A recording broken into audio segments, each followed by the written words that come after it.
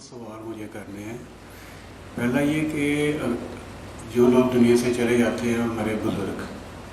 ان کو ثواب پہنچانے کے لیے اگر ہم کسی کو بلاتے ہیں، بچوں کو یا کسی حافظ قرآن کو کہ قرآن پڑھے، تو کیا وہ ثواب انہیں ملتا ہے؟ دوسرا سوال یہ ہے کہ مرنے کے بعد انسان کی زندگی، کیا جو نیک لوگ ہیں وہ قبروں کے اندر ہی ہیں، اور کیا ان کا کوئی عمل دخل دنیا میں رہ جاتا ہے، یا کیا وہ ہمارے لیے کوئی دعا کر سکتے ہیں یا نہیں؟ پلیز ذرا تفصیل سے اس معاملے میں روشنی فرمائیے۔ اس میں تو کیٹیگوریکل میرا جواب ہے کہ قطعاً نہیں، بلکہ یہ بدعت ہے۔ یعنی یہ بجائے آپ کو کوئی ثواب دلانے کے الٹا جو ہے آپ پر گرفت ہو جائے گی، ایسی کوئی چیز صحابہ سے ثابت نہیں ہے۔ اور ہمارا دین وہی ہے، ما انا علیہ واصحابی، رسول نے فرمایا جس چیز پر میرا عمل ہے اور میرے صحابہ کا ہے، دین تو اصل میں وہی ہے۔ جہاں تک ایصال ثواب کا تعلق ہے، اس میں ہمارے ہاں ذرا کافی مختلف آراء موجود ہیں۔ مجھے اس رائے سے اتفاق ہے کہ مالی اگر کوئی عبادت ہے، اس کا ثواب آپ اپنے کسی فوت شدہ بزرگ کو منتقل کر سکتے ہیں۔ مطلب آپ نے کسی بیوہ کی کوئی مدد کی ہے، کسی یتیم کی کوئی مدد کی ہے، کسی دینی کام میں پیسہ لگایا ہے، کوئی صدقہ جاریہ شروع کیا ہے خدمت خلق کے لیے وغیرہ وغیرہ، تو اس کی تو جو ہے اس کے ثواب کو منتقل کیا جا سکتا ہے کہ اللہ اس کا ثواب میرے والد یا میری والدہ کے منہ کو پہنچا دے۔ جسمانی نہیں، آپ نماز پڑھ کے کہیں اس کا ثواب، یا روزہ رکھ کر کہیں کہ اس کا ثواب، یا یہ کہ آپ قرآن پڑھ کر کہیں، یہ آپ ہی کو ثواب ہوگا، آپ خود پڑھیں گے آپ کو ثواب ہوگا۔ البتہ ایسے تمام افعال کے بعد جب آپ اللہ سے دعا کریں گے، یہ نہیں کہیں گے کہ میرے اس فعل کا ثواب منتقل کر دے، اے اللہ میرے والدین کی مغفرت فرما، تو یہ کوئی نیک کام کرنے کے بعد جو ہے اس دعا کی تاثیر جو ہے وہ بڑھ جاتی ہے۔ بس اس پہلو میں انڈائریکٹلی اس کا ایک تعلق بن جائے گا، ورنہ یہ کہ وہ اس طریقے سے بچوں کو بلانا اور پڑھانا اور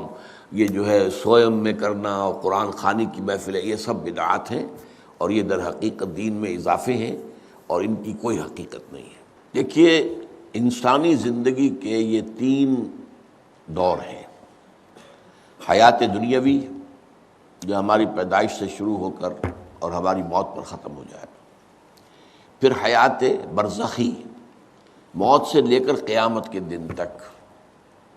اور پھر حیات اخروی ہے،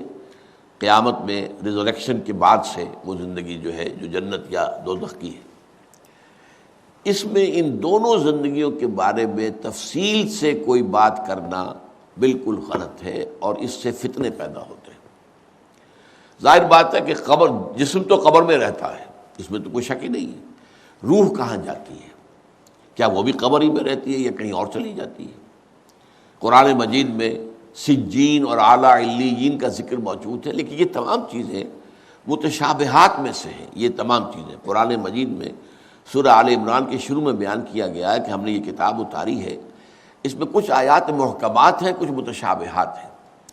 وہ متشابہات کا ایگزیکٹ مفہوم جاننا اس وقت ہمارے لیے ممکن نہیں ہے۔ یہ تو جب اس عالم میں ہم پہنچیں گے تو معلوم ہوگا کہ ہاں یہ بات تھی کہ جو قرآن مجید میں اس طور سے کہی گئی تھی۔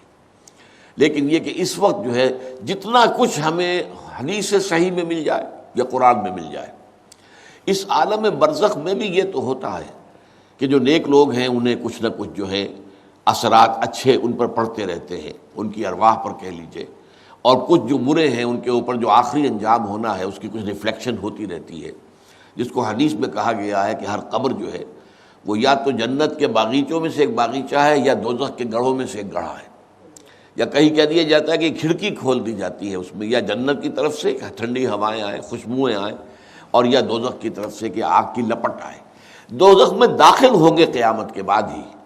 اور جنت میں داخل ہوں گے قیامت کے بعد ہی، لیکن اس کے کچھ آثار پڑنے شروع ہو جاتے ہیں، وہ جس کو انگریزی میں آپ کہتے ہیں coming events cast their shadows before, بعد میں آنے والے واقعات جو ہیں ان کے کچھ سائے جو ہیں پہلے سے آنے شروع ہو جاتے ہیں۔ تو اسی طرح سمجھیے